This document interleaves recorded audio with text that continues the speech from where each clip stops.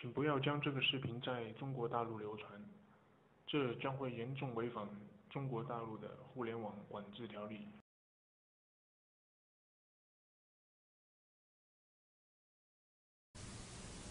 Time flies very fast. Yeah. We met for the first time in 1986. You and I. That's right. When I was mayor of Shanghai. That's right. It was on a roof out of doors. Near the Huangpu River. Exactly. Exactly. And I'm very happy to meet you again today. And I thank you very much for granting us this interview. You know, Mr. President, you took over a little bit more than 10 years ago, right? Widely perceived to be a transitional figure. You were not going to be number one. You were going to spend a few years running the country, and then somebody more decisive and somebody stronger and so forth was going to take over. But you confounded the skeptics. You took charge, and you're still very much in charge. Why do you believe that perhaps you were underestimated? I was the mayor and then the party secretary in Shanghai. In fact, I did not think that I would be transferred to the Central Committee here in Beijing. But finally, I was the man who was selected. Deng Xiaoping and other leaders of the older generation wanted me to become General Secretary of the Communist Party. I did not expect this. However, I've been in this position for 11 years, and I've always held the conviction that I need to do my very best to serve my country and my motherland. And maybe it was because of my hard work and my diligence that I still have the job. The shorter answers. You know the United States. Shorter answers, please. More concise. But I think my answer is roughly the same length as your question. I know it. That's absolutely true. If you make concise and brief questions, I'll give you a brief answer. You are called by some the silk-wrapped needle. Is that one reason for your success? Or what does it mean? People use the same phrase to describe the character of Deng Xiaoping. I don't think I should be put on a par with Deng. But one thing for myself is that, for sure, is that I am a decisive figure. But that also would seem to mean you're a tough figure, a needle. In fact, a needle wrapped in silk is a very high compliment in Chinese, so I think I should be more modest. You studied the speeches of Thomas Jefferson and Abraham Lincoln as a youngster? When you were learning English? In fact, I was in middle school. And later, when I was a teacher in the night school in Shanghai, I also selected Lincoln's Gettysburg Address as part of my course. And maybe you want me to quote some lines from that speech. I do indeed. 47 years ago, our fathers brought forth on this continent a new nation, conceiving liberty and dedicated to the proposition that all men are created equal. Why did you learn that by heart? I'm particularly interested in the phrase, all men are created equal. That all men are created equal. Because this was a great influence on the students when I was in middle school. And I think what Abraham Lincoln described in his article still remains the goal of American leaders today. Especially the last paragraph, the government of the people, by the people, and for the people, never perish from theirs. But Abraham Lincoln was elected by the people, correct? That's right. Why is it that Americans can elect their national leaders, but you apparently don't trust the Chinese people to elect your national leaders? Why? I also believe that I am an elected leader. although we use different ways of election. The only difference between China and the United States on this specific question is the different systems of election that we use in our two countries. Because China has its own historical tradition, its own level of education, of economic development and social development, and so on. So I think each country should have its own individual system of election. Of course. But I don't understand still why you have a one-party state. What would happen? What would happen in China if there were 2 or 3 parties? Isn't it conceivable that, as in the United States, the competition between the parties to represent the majority of the people in that country make for a better country? Why is it necessary to have opposition parties? It shows that you don't understand Chinese history. Americans think the whole world should adopt American values and the American political system. I don't think that is wise. It's not the American. It is the British. It is the German. It is the French. It is, I mean, it's all over the world.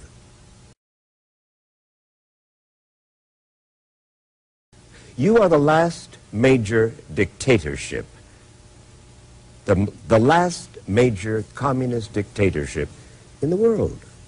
You mean I'm dictatorship? Well, of course. A developmental dictatorship is what we believe it is. Am I wrong? Of course. This is big mistake. Big mistake. Of course.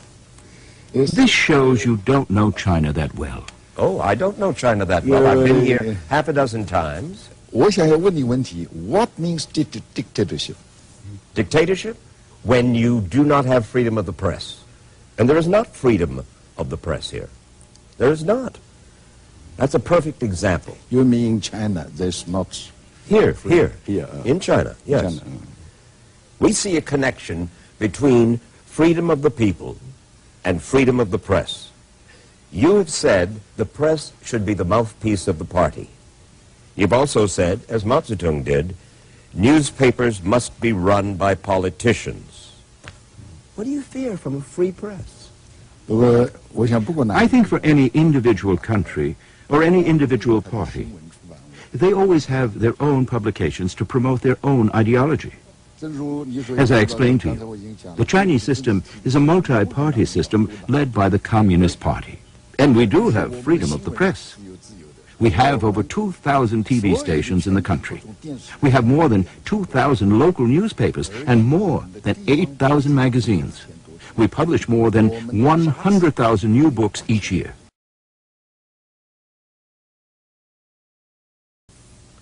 You had never served in the armed forces of China, right? Correct. One of the most important parts of your job. You're the chairman of the Central Commission of the Military, right? Military Committee. Military Committee. A man who has never served in the armed forces, like Bill Clinton.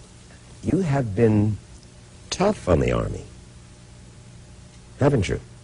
You were right. I never served in the Army, in the military, because I am an intellectual. In the United States, intellectuals serve in the Army, Mr. President. That's true.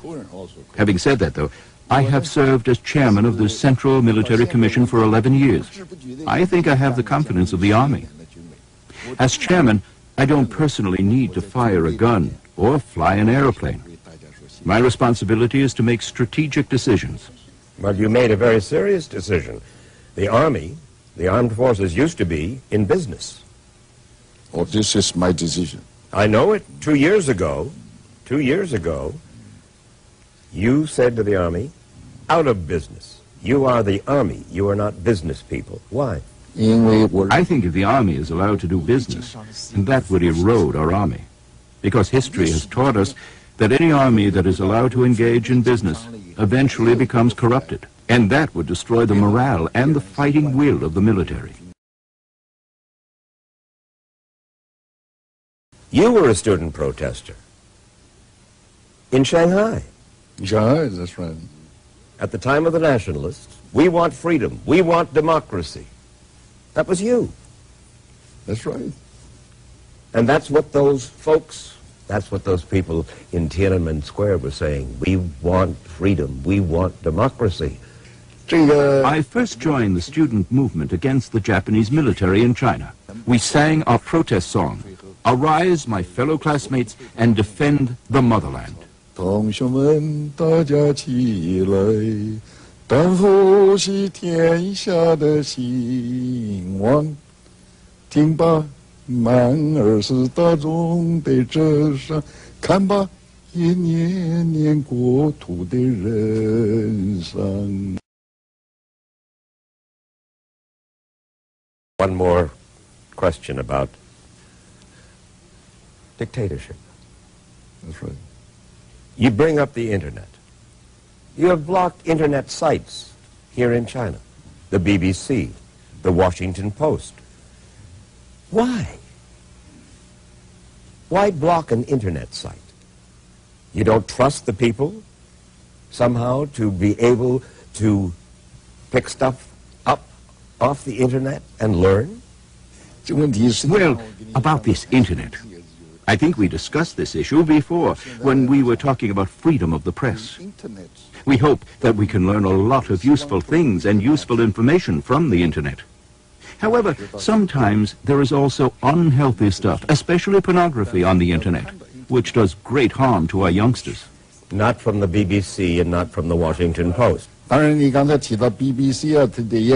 for examples you have given, such as BBC and the others, they might be banned because of some of their political news reports. We need to be selective. We hope to restrict as much as possible information not conducive to China's development. You persecute Christians. You persecute something called Falun Gong. What in the world? For what reason this spiritual undertaking, according to my understanding, and I have met the man in New York, what was his name, Li Hongzhi? Li Hongzhi. I met him. You met him? Yes, I sat down with him in like this. Like this. And they do exercises. They believe in a certain spiritual life. What is it that worries you so about Falun Gong that you torture, arrest, kill, etc.? What is it? First, I would like to ask you, you also trust the Falun Gong? Trust them? I don't know enough about them. I will tell you. Li Hongzhi claims to be the reincarnation of the chief Buddha and also a reincarnated Jesus Christ. Do you believe that? He said that doomsday was about to come. And he also said that the earth was going to explode. He also claims that I and Mr. Li Peng, who then was the premier, used to call him on the telephone, asking him to delay the date of the explosion of the earth, maybe for several decades. But we had never talked to him. Well, by making all these claims, he wants to achieve nothing but people's trust, people's belief in him. He wants to create the impression that he knows the Chinese leaders very well. In fact, what he says are just misleading words. In fact, as a result of his preachings, many families were broken and many lives were lost. So, after careful deliberations, we draw the conclusion that Falun Gong is a cult. Is this the Chinese equivalent of Camp David, Bedaiha? It is our tradition to move our offices here every summer. But in fact, we're not having a vacation here because we conduct our normal business as we do in Beijing, except here we may go for a swim. My doctor often suggests that I should swim. I swam this morning for the 21st time this summer. It's the tradition for Chinese leaders to swim. Mao Zedong swam, Deng Xiaoping swam, Jiang Zemin. Who's going to be your successor, and is he a swimmer? That may be a coincidence that we all swam, but it is true that swimming makes you feel relaxed and refreshed.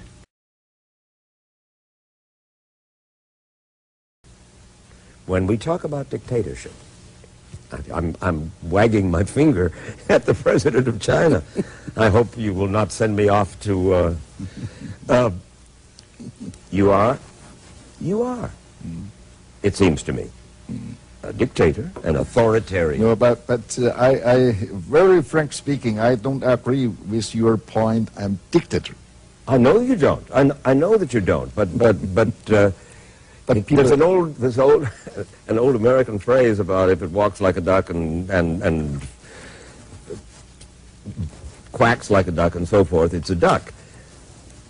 A dictator is somebody who forcibly, whether it's free press or free religion or free private enterprise, now you're beginning to come a little closer to that. Father knows best, and if you get in the way of Father, Father will take care of you. That's what a dictator is, in effect, politically. I think your way of describing what things are like here in China is as absurd as what the Arabian Nights may sound like. The reality in China is that we have leadership by the Communist Party. According to law, the party only makes recommendations. Everything needs to be approved by the National People's Congress.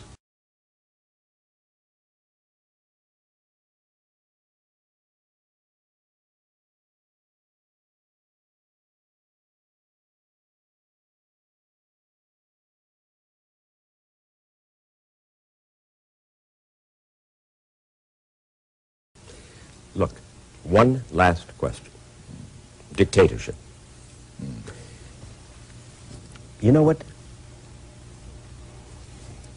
When I see the picture of that one young man in front of the tank in Tiananmen Square, that to me means Chinese dictatorship. That's a wonderful symbol that hits me in my heart about dictatorship in China. Don't need translation. I know what you say. I'm very willing to answer these questions because Barbara Walters of ABC had asked me the same question about 10 years ago and gave me a photo. And I said this young man was not arrested and did not get hurt because the tank stopped in front of him and refused to crush him. And Barbara also gave me the name of who she believed was the young man, although I may have forgotten a specific name. But I asked people who were working with the public security agencies to use all of their networks to check out the whereabouts of that young man. And after a month-long investigation, I could say for sure that this young man has not been arrested. Did a part of you admire his courage? In fact, I've never met this young man, although we're trying to search out his whereabouts. But we do know that he was never arrested. I do not know where he lives now in China, but looking from the picture, I know he definitely had his own ideas. But whether his ideas were correct ones, that's an entirely different question. I cannot tell for sure who and what had influenced him. You haven't answered the question, Mr. President. Did a part of Jiang Zemin admire his courage? Now, I know what you're driving at. But what I want to emphasize is that we fully respect people's rights to freely express their wishes and desires. But I do not favor any flagrant opposition to the government's measures during an extraordinary situation. The tank stopped and did not run over the young man. I'm not talking about the tank. I'm talking about that man's heart, that man's courage, that man, that lonely man, standing against that. You were a student protester back in the Shanghai days.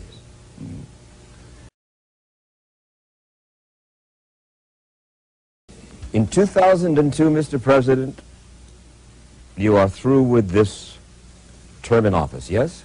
That's right. My term for the presidency will end in 2003, and for General Secretary in 2002. 2002, 2003, do you intend to give up any of your 3 posts? 我想你是 Oh, you ask very sharp, tough questions. Well, I'm afraid I can't give you a definitive answer today at this moment, because what will happen will be decided through our democratic system.